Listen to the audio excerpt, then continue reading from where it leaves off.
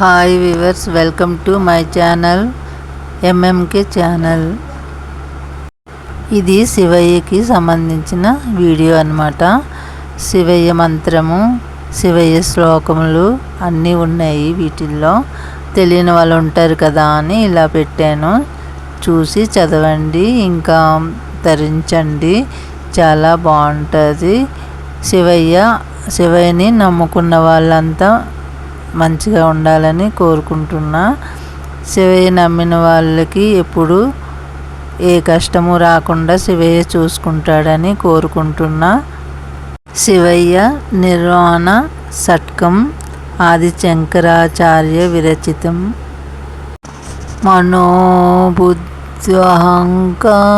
చిత్తాని నహం చ శ్రోత్రజిహ్వేన చాగ్రాణ నేత్రే న చ వ్యామభూమిః న తేజో న వాయుః చిదానందరూపః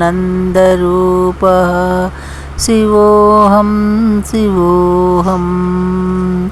న చ ప్రాణసంజో న వై పంచవాయుః న వా సప్తధాతుర్న వా పంచకోశా న వా కుపాని పాదౌ న చోపస్థయా వాయుః చిదానందరూపః శివోహం శివోహం. న మే ద్వేషరాగౌ న మే లోభమోహో మదో న వై మే నైవ మాత్సర్యభావః న ధర్మ నాచార్థో న కామో న మోక్షః చిదానందరూపః శివోహం శివోహం. న పుణ్యం న పాపం న సౌఖ్యం న దుఃఖం న మంత్రో న తీర్థం న వేదా న యజ్ఞాః అహం భోజనం నైవ భోజ్యం న భోక్తా చిదానందరూపః శివోహం శివోహం. న మృత్యోర్న శంఖా న మే జాతిభేదా పితా నైవ మే నైవ మాతా న జన్మ న బంధుర్న మిత్రం గురుర్నైవ శిష్యః చిదానందరూపః శివోహం శివోహం. అహం నిర్వికల్పో నిరాకారరూపో విభుర్వ్యాప్య సర్వత్ర సర్వేంద్రియాణాం సదా మే సమత్వం న ముక్తిర్న బంధం చిదానందరూపః శివోహం శివోహం. మనోబుద్ధ్యహంకార చిత్తాని నహం న చ శ్రోత్రజిహ్వా న చ గ్రాణనేత్రే న చ వ్యామభూమిః న తేజో న వాయుః చిదానందరూపః శివోహం శివోహం.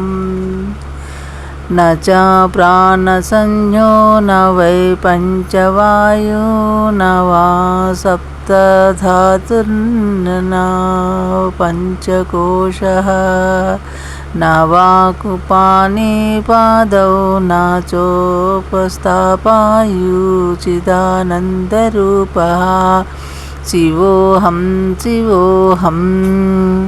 న మే ద్వేషరాగౌ న మే లోభమోహో మదో నైవ మే నైవ మాత్సర్యభావః న ధర్మో న చార్థో న కామో న మోక్షః చిదానందరూపః శివోహం శివోహం. న పుణ్యం న పాపం న సౌఖ్యం న దుఃఖం న మంత్రో తీర్థం న వేదా స యజ్ఞాః అహం భోజనం నైవ భోజ్యం న భోక్తా చిదానందరూపం శివోహం శివోహం.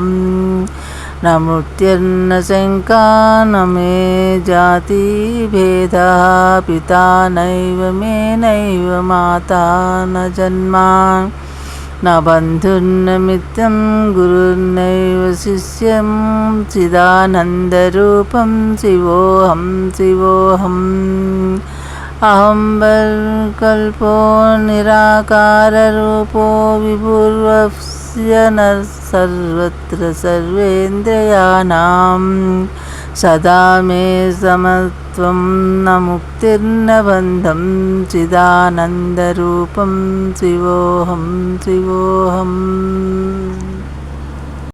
मनोबुद्ध्यहङ्कारचित्तानि नाहं न च श्रोतजिह्वे स च ग्रहणनेत्रे न च व्यामभूमिः न तेजो न वायुः चिदानन्दरूपः शिवोऽहं शिवोऽहम् न च प्राणसंयो न वै पञ्चवायु न वा सप्तधातुर्न वा पञ्चकोशः न वा पाणिपादौ न चोपस्थापायु चिदानन्दरूपः शिवोऽहं शिवोऽहम् न मे द्वेषरागौ न मे लोभयोः मदो नैव मे नैव मात्सर्यभावः न धर्मो न चार्थो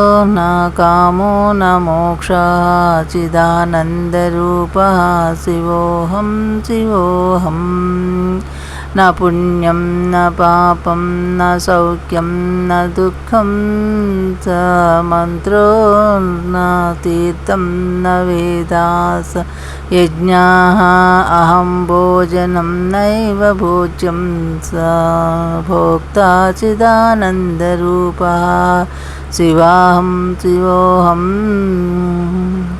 न मृत्युर्न शङ्कास मे जातिभेदः पिता नैव मे नैव माता न जन्मा न बन्धुर्न मित्रं गुरुर्नैव शिष्यः